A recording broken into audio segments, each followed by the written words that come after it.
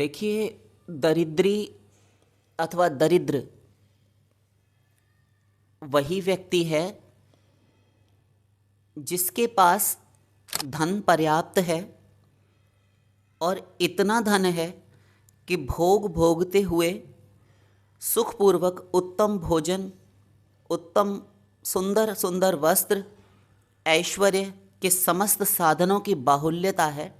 सभी साधन प्रचुर मात्रा में, पर्याप्त मात्रा में जिसे प्राप्त हैं ईश्वर कृपा से अथवा उसके प्रारब्ध कर्मवश, भाग्य से, चाहे जैसे कैसे भी, किंतु प्राप्त हैं।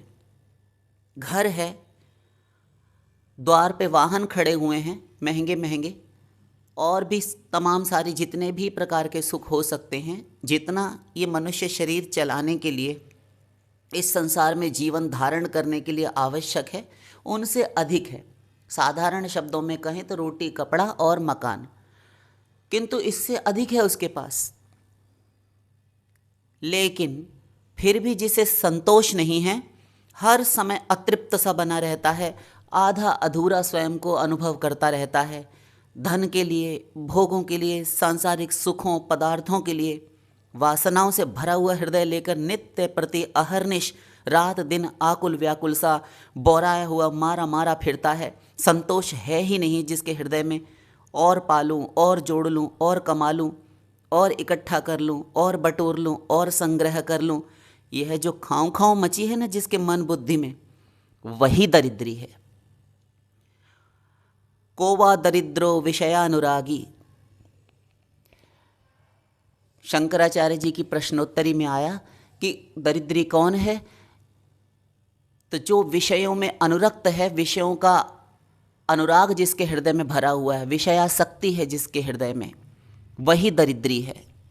कागभूषुंडी जी ने रामायण में उत्तरकांड में प्रश्न किए गरुड़ जी से, सबसे बड़ा दुख क्या है पक्षीराज, आप ये बताइए। तो गरुड़ जी कहते हैं, नहीं दरिद्री सम दुख जग माही, दरिद्री से बड़ा कोई दुख नहीं है, उसके समान कोई दुख नहीं। और दरिद्री क्या होती है, क्या है दरिद्रता? तो दरिद्रता आम तौर पर हमारे समाज में, हमारे पढ़े लिखे लोग भी, जितने भी भाई बहन माताएं हैं, ये सभी सभ्य समाज के लोग इसी से अर्थ लगाते हैं कि जिसके पास कुछ भी नहीं है अथवा घोर गरीब है, जिसके पास 2 समय का क्या 1 समय का भोजन नहीं, जिसके घर में चूल्हा जलना भी मुश्किल है, वह दरिद्र होता है। जैसे सुदामा जी थे, तो सुदामा जी दरिद्र नहीं थे, क्योंकि इतना अधिक संतोष था प्रभु के चरणों में, उनकी इतनी अनन्य अटूट निष्ठा और इतनी अटूट श्रद्धा भक्ति थी कि वे तो मांगने भी नहीं जा रहे थे द्वारकाधीश से। वो तो उनकी धर्मपत्नी ने बार बार उनको कहा कि जाइए, वहाँ जाकर भी मांगा नहीं, चुपचाप सो गए थे। प्रभु ने ही वो जो 3 मुट्ठी चिवड़े थे, वो पोहा जो सूखा आप बनाते हैं, फ्लैटेंड राइस, ये उनकी पोटली जब रात को वे शयन कर रहे थे तो थके हुए थे, तो पोरबंदर से वे वहाँ गए थे, तो उन्होंने, भगवान ने ही निकाल ली थी उनकी फेंट में से और उसी को खा लिया था। भगवान ने बिना मांगे सब कुछ दिया है। जब उन्होंने छिपा कर रखा तो भगवान ने भी छिपा कर ही दिया कि ये तो मांगेगा नहीं, मुझे पता है कि बड़ा आत्म सम्मान से युक्त है और बड़ा स्वावलंबी है, बड़ा ही स्वाभिमानी है, तो इसीलिए भगवान ने चुपचाप दिया। तो वे दरिद्र नहीं थे। दरिद्र तो वह है जिसके पास, जैसा अभी हम कह आए, सारे साधन हैं, इतना है कि वह भोग कर शरीर उसका समाप्त हो जाए, मर जाए, तब भी उसका यहीं का यहीं रह जाना है और रह गया, किंतु फिर भी जिसे मृत्यु पर्यंत अंतिम श्वास तक संतोष नहीं हुआ और यही कामना निरंतर बनी रही, अतृप्त वासना लेकर चला गया यहाँ से कि अभी और जोड़ लेता तो अच्छा था, 2-4 कोठी बंगले और बना लेता, थोड़ी और भूमि खरीद लेता तो अच्छा था, थोड़ा बैंक में और डाल लेता तो अच्छा था।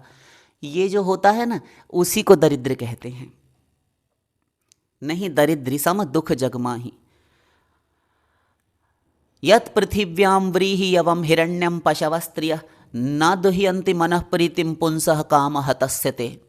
भागवत ये कहता है श्लोक कि सारी की सारी भूमि वसुंधरा, पूरी पृथ्वी एक व्यक्ति को दे दी जाए और पूरी पृथ्वी पर जितने घर मकान भोग ऐश्वर्य ठाट बाट हैं वे सब भी दे दिए जाएं। सब प्रसन्नता से अपने अपने घर की संपत्ति उठाकर एक व्यक्ति के नाम कर दें। किंतु इतना सब कुछ होने के बाद और जितने पशु हैं मवेशी जो घर में पालते हैं, वे गाय भैंसें और जो घोड़े तो और भी महंगे आते हैं, ये सब और जितना भी अनाज है, शाक सब्जियां, फल हैं, सुंदर स्त्रियां हैं, ये सब उस व्यक्ति के नाम कर दें और फिर उससे प्रश्न किया जाए क्या आप तृप्त हो गए? न दोह्यन्ति मनः प्रीतिम पुंसः कामः तस्यते। जो कामनाओं से जिसका हृदय जर्जर हो रहा है उसके लिए पर्याप्त नहीं है। यही श्लोक पाठ भेद से महाभारत में भी मिलता है आदि पर्व में। यत् पृथिव्यां व्रीहि एवं हिरण्यम पशवस्त्रिय नालमेकस्य पर्याप्तम तस्मात् तृष्णां परित्यजेति। ये जो अंतिम पद है ना, ये वहाँ पर बदला हुआ है, थोड़ा सा पाठ भेद है। वही अर्थ है तस्मात् तृष्णां परित्यजेत, इसलिए कामना को छोड़ देना चाहिए। जो है जितना है उसमें संतोष करना चाहिए। आठम जथा लाभ संतोषा। भगवान राम कहते हैं माता शबरी से, हे माता शबरी, 8वीं मेरी भक्ति है, नवधा भक्तियों में 8वीं भक्ति का प्रकार है यथा लाभ संतोष। जितना मिल जाए उतने में संतोष कर लेना चाहिए। व्यर्थ की खाऊं खाऊं नहीं मचानी चाहिए। यह भी मेरी भक्ति है। रामायण में ही आगे कहा जथा लाभ संतोष सदाई। सदा जितना लाभ हो जाए उतने में संतोष कर लेना। यह जब आता है तो संतोषामृत तृप्ता नाम, जो संतोष का अमृत पान करके तृप्त हैं, उपानद गूढ़पादस्य ननु चर्मावृतेन भू।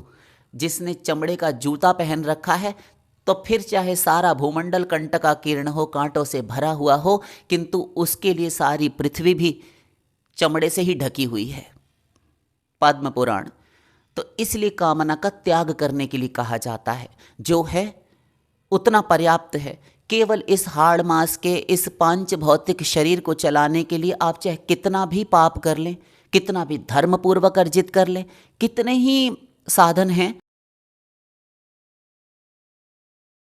सब लोग अलग अलग आजीविका से आय के स्रोत हैं उनके और कमाते हैं, पैसा आता है, किंतु सब लोग खा उतना ही पाते हैं। 200-400 ग्राम अन्न, 2-4-5 रोटी, 2 रोटी, थोड़े से चावल, थोड़ी सी भाजी दाल तरकारी सब्जी, बस। उसके बाद एक शैया, उसी पर हमारा शरीर पड़ा रहता है। रात को हम सो जाते हैं, सुबह उठकर फिर अपने काम धंधे पर। रात को तो कमर सीधी करने के लिए केवल हम घर में आते हैं, घर की छत के नीचे सब इकट्ठे होते हैं, सुबह फिर से अपने काम धंधे पर लग जाते हैं। फिर हम इस नश्वर विनश्वर विनाशशील मरण धर्मा शरीर के लिए, अनित्य क्षणभंगुर शरीर के लिए अनित्य क्षणभंगुर भोग इकट्ठे करने में लगे रहते हैं। परमार्थ से भ्रष्ट हो जाते हैं, च्युत हो जाते हैं, हाथ धो बैठते हैं। ये बुद्धिमत्ता नहीं है। तो आशा करते हैं आप समझ गए होंगे।